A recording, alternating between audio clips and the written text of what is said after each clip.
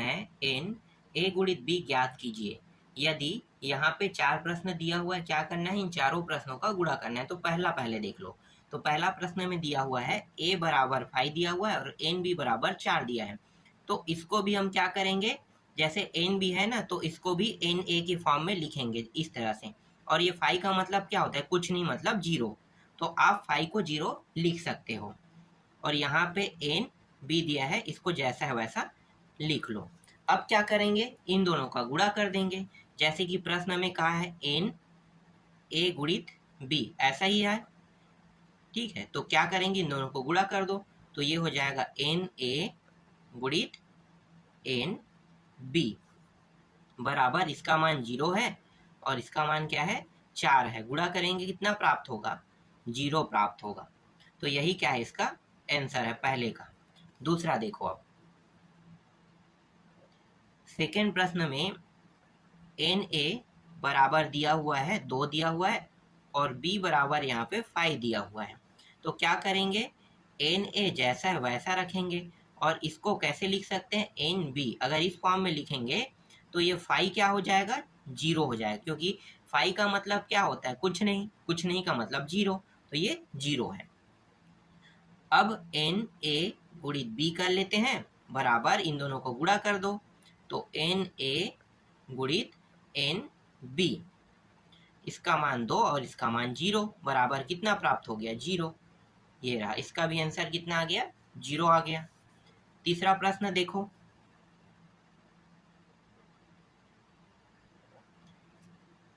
तीसरा प्रश्न में एन ए बराबर 4 दिया हुआ है और एन बी बराबर 3 दिया हुआ है।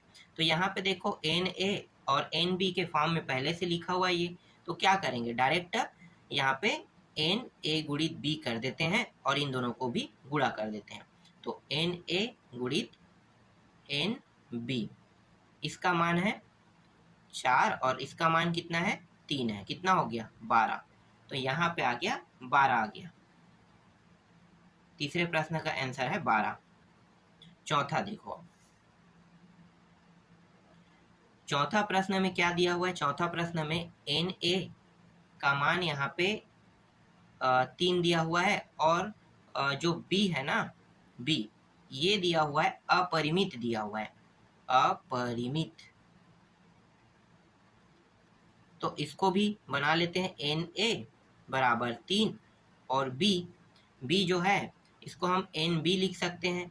एन बी जो है अपरिमित का अपरिमित ही रहेगा, अपरिमित। अब एन यहाँ पे एन ए गुणित बी बराबर एन ए गुणित एन बी। तो 3 का गुणा अपरिमित के साथ करो तो क्या प्राप्त होगा, यहाँ पे आंसर में अपरिमित ही प्राप्त होगा, कोई भी चेंजेस नहीं होगा अपरिमित में। ठीक है, समझ में आ गया। ये अपरिमित एक प्रकार से 0 ही है। यहाँ पे मैंने 0 ना लिख के ना अपरिमित लिख दिया है, लेकिन समझो कि 0 के साथ गुणा करोगे तभी कोई मान बदलेगा नहीं, 0 के 0 प्राप्त होगा। तो अपरिमित क्या है, 0 है ना। ठीक है, अपरिमित कुछ अलग नहीं है, 0 ही है। समझ में आ गया, ठीक, ये इसका आंसर है। तो 13वां प्रश्न कंप्लीट हो गया। आगे देखो, नेक्स्ट प्रश्न क्या है, 14वां प्रश्न। 14वां प्रश्न दिया है, बताइए कि निम्नलिखित कथनों में से प्रत्येक सत्य है अथवा असत्य। यदि कथन असत्य है तो दिए गए कथन को सही बनाकर लिखिए। इसमें भी 2 प्रश्न दिए हुए हैं। ठीक है, तो पहला प्रश्न देख लेते हैं। पहला प्रश्न क्या है, तो देखो पहला प्रश्न में p का मान दिया हुआ है। p का मान यहाँ पे m और n दिया हुआ है और q का मान भी इस प्रश्न में दिया हुआ है, n और m दिया हुआ है। और जो इन दोनों का गुणा है ना, आंसर यहाँ पे वो कितना दिया हुआ है, वो दिया हुआ है mn और दिया हुआ है यहाँ पे nm दिया है। अब ये सत्य है कि असत्य, ये प्रश्न में पूछा गया है। कैसे पता चलेगा कि ये सत्य है कि असत्य है, तो इन दोनों को पहले गुणा करके देखते हैं। तो देखो p गुणित q, इनके मान को गुणा कर लेते हैं। तो m जो है गुणा करेगा इन दोनों को, तो एम एन, यहाँ पे एक मान आ गया एम और एन, फिर एम इसको भी गुणा करेगा तो एम एम प्राप्त हो गया, फिर एन गुणा करेगा तो एन एन प्राप्त हो गया, और एन एम को भी गुणा करेगा तो एन एम प्राप्त हो गया।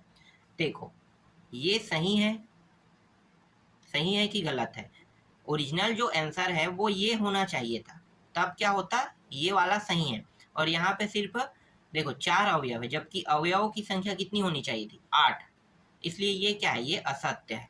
ठीक है, तो यहाँ पे आप लिख सकते हो असत्य कथन है। और सत्य कब होगा, अगर आप इन दोनों को गुणा करोगे तो ये वाला जो मान प्राप्त होगा ये मान सत्य बताएगा। ठीक है, असत्य होने पर आपको हल भी करने के लिए कहा गया है। चलो आगे देखते हैं 15वां प्रश्न।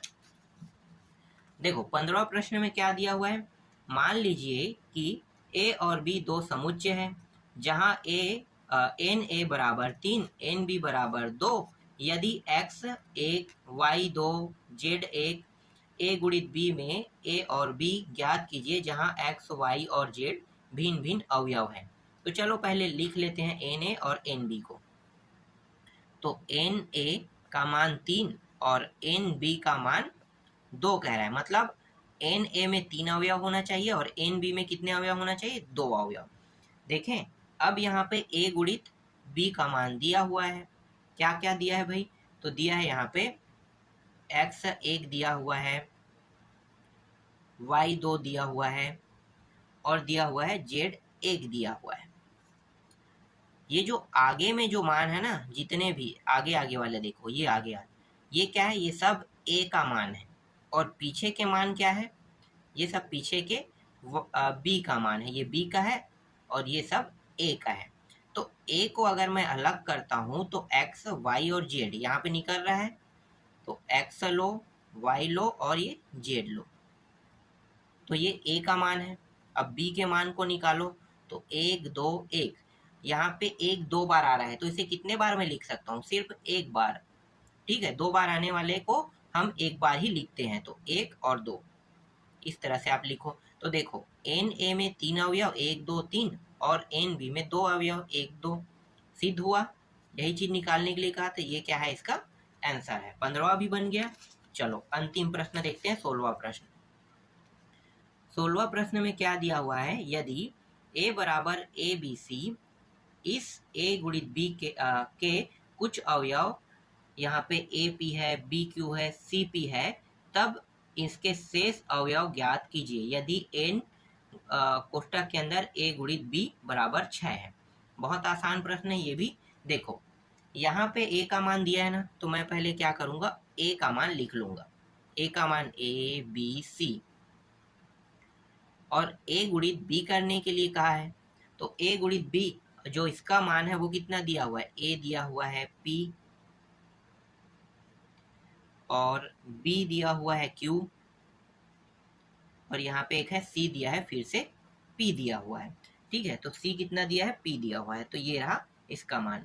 अब यहाँ पे मैं n a गुणित b कर लेता हूँ, और इसका मान भी दिया हुआ है, 6 दिया हुआ है। ठीक है, अब यहाँ पे मुझे a गुणित b जो दिया है ना, इसमें a और b के मान को अलग अलग करना है, तो इस प्रश्न में अलग अलग कर लेते हैं n b के मान को। तो यहाँ पे देखो ये जो आगे में मान है ना, ये वाला, सॉरी आगे वाला जो मान है ये किसका है, a का है, और पीछे के मान क्या है, पीछे का मान ये वाला जो है ना, ये सब b का है। तो a का मान निकालो, तो a b c, a b और c प्राप्त हो गया। और b का मान देखो p q p, तो p 2 बार है, कितने बार लिखते हैं, 1 बार, तो p और ये रहा q। ठीक है, इस प्रश्न में अवयव की संख्या कितनी होनी थी, 6। तो देख लो इसे हम इस तरह से लिख सकते हैं, एन ए बराबर 3 और एन बी बराबर 2, इन दोनों को अगर गुणा करेंगे तो 6 प्राप्त हो रहा है। तो इस तरह से हमें निकालना था इसका मान, बी का मान ही निकालना था, क्योंकि इस प्रश्न में ए का मान दिया हुआ है और इसका मान नहीं दिया है, तो यही क्या है, यही आपका आंसर है। ठीक, समझ में आ गया। तो इस तरह से ये पूरा प्रश्नावली कंप्लीट हो गया। इसके बाद नेक्स्ट प्रश्नावली के प्रश्नों को मैं आपको बताऊंगा।